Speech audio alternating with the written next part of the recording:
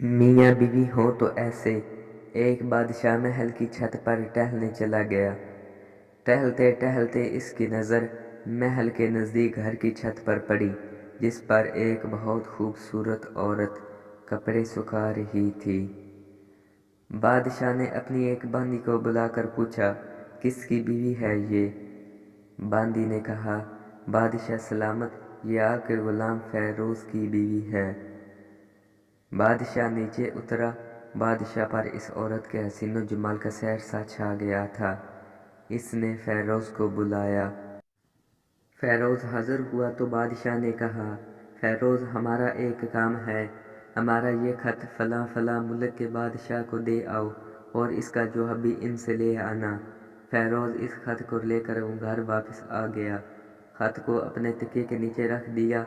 सफ़र का सामान तैयार किया, रात घर में गुजारी और सुबह मंजिल मकसूद पर रवाना हो गया। इस बात से लाइल्म के बादशाह ने इसके साथ क्या चाल चली है। इधर फ़ैरोज़ जैसे ही नज़रों से ओझल हुआ, बादशाह चुपके से फ़ैरोज़ के घर पहुंचा और आहिस्ता आहिस्ता से फ़ैरोज़ के घर का दरवाज़ा खटखटाया। फ़ैरोज़ की बीवी ने पूछा, कौन है? बादशाह ने कहा, मैं बादशाह हूँ, तुम्हारे शोहर का मालिक। तो इसने दरवाज़ा खोला। बादशाह अंदर आकर बैठ गया। फ़ैरोज़ की बीवी ने हैरान होकर कहा, आज एक बादशाह सलामत हमारे गरीब खाने में है। बादशाह ने कहा, मैं यह मेहमान बनकर आया हूँ। फ़ैरोज़ की बीवी ने बादशाह का मतलब समझकर कहा, मैं अल्लाह की पनाह चाहती हूँ आपके इस तरह आने से, जिसमें मुझे कोई खैर नज़र नहीं आ रही। बादशाह ने गुस्से में कहा, ऐ लड़की, क्या कह रही हो तुम? शायद तुमने मुझे पहचाना नहीं। मैं बादशाह हूँ, तुम्हारे शोहर का मालिक। फ़ैरोज़ की बीवी ने कहा, बादशाह सलामत, मैं जानती हूँ कि आप ही बादशाह हैं, लेकिन बुज़ुर्ग कह गए हैं, शेर को अगरचे जितनी भी भूख लगी हो लेकिन वो मुर्दार तो नहीं खाना शुरू कर देता। और कहा, बादशाह सलामत, तुम इस कटोरे में पानी पीने आ गए हो जिसमें तुम्हारे कुत्ते ने पानी पिया है।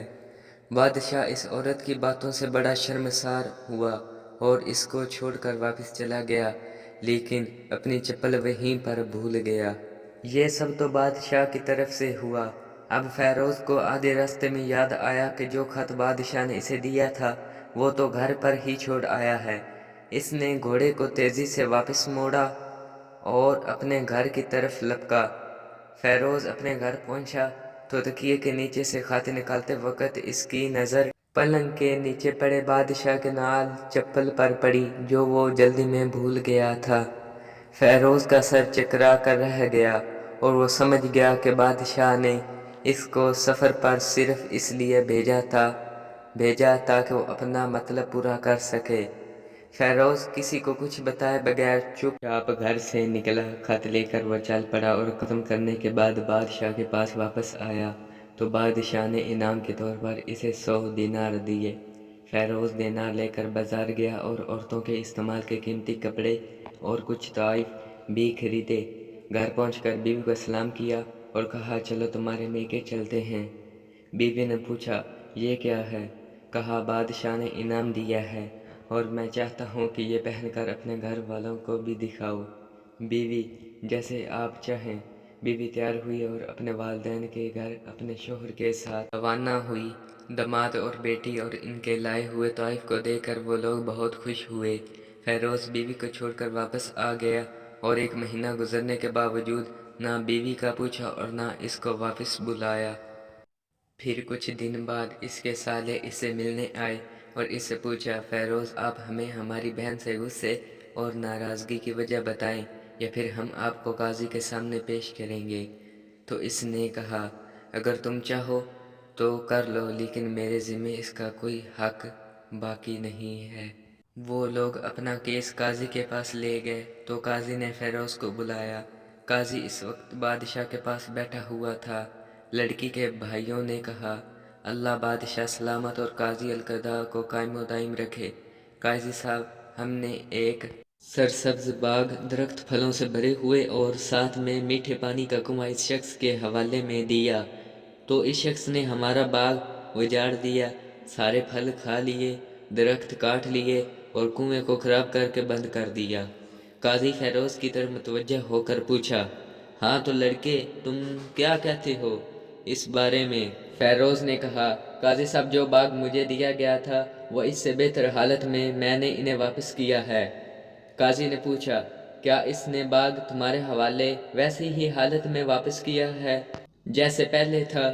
انہوں نے کہا، ہاں ویسے ہی حالت میں واپس کیا ہے، لیکن ہم اس سے باغ واپس کرنے کی وجہ پوچھنا چاہتے ہیں۔ قاضی، ہاں فیروز تم کیا کہنا چاہتے ہو اس بارے؟ فیروز نے کہا، قاضی صاحب میں نے باغ کسی بغض یا نفرت کی وجہ سے نہیں چھوڑا، بلکہ اس لیے چھوڑا کہ ایک دن میں باغ میں آیا تو اس میں نے شیر کے پنجوں کے نشان دیکھے تو مجھے خوف ہوا کہ شیر مجھے کھا جائے گا، اس لیے شیر کے اکرام کی وجہ سے میں نے باغ میں جانا بند کر دیا۔ بادشاہ جو ٹیک لگا یہ سب کچھ سن رہا تھا اور اٹھ کر بیٹھ گیا اور کہا، فیروز اپنے باغ کی طرف امن اور مطمئن ہو کر جاؤ، واللہ اس میں کوئی شک نہیں کہ شیر تمہارے باغ میں آیا تھا، لیکن وہ وہاں پر نہ تو کوئی اثر چھوڑ سکا، نہ کوئی پتا توڑ سکا اور نہ ہی کوئی پھل کھا سکا۔ وہ وہاں پر تھوڑی دیر رہا اور مایوس ہو کر لوٹ گیا، اور خدا کی قسم میں نے کبھی تمہارے جیسے باغ کے گرد لگی مضبوط دیواریں نہیں دیکھی۔ تو فیروز اپنے گھر لوٹ آیا اور اپنی بیوی کو بھی واپس لے لیا، نہ تو قاضی کو چلا اور نہ ہی کسی اور کو کہ ماجرا کیا تھا۔ کیا خوب بہتر ہے اپنے اہل و عیال کے راز چھپانا تاکہ لوگوں کو پتہ نہ چلے، اپنے گھروں کے بھید کسی پر ظاہر نہ ہونے دیں۔ اللہ آپ لوگوں کی زندگی خوشیوں سے بھر دے، آپ کو، آپ کے اہل و عیال کو اور آپ کے مال کو اپنے حفظ و امان میں رکھے، آمین ثم آمین۔ اگر آپ اس طرح کی اچھی ویڈیوز حاصل کرنا چاہتے ہیں تو ہمارے چینل کو سبسکرائب کر دیں اور ساتھ ہی گھنٹی والے نشان کو دبا کر آل پہ کلک کر دیں تاکہ ہماری ویڈیو کا ہر نوٹیفیکیشن آپ کو مل جائے۔